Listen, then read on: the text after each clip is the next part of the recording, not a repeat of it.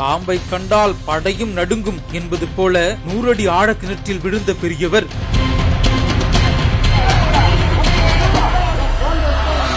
உயிரை பணயம் வச்சு மீட்ட தீயணைப்புத் துறையினர்.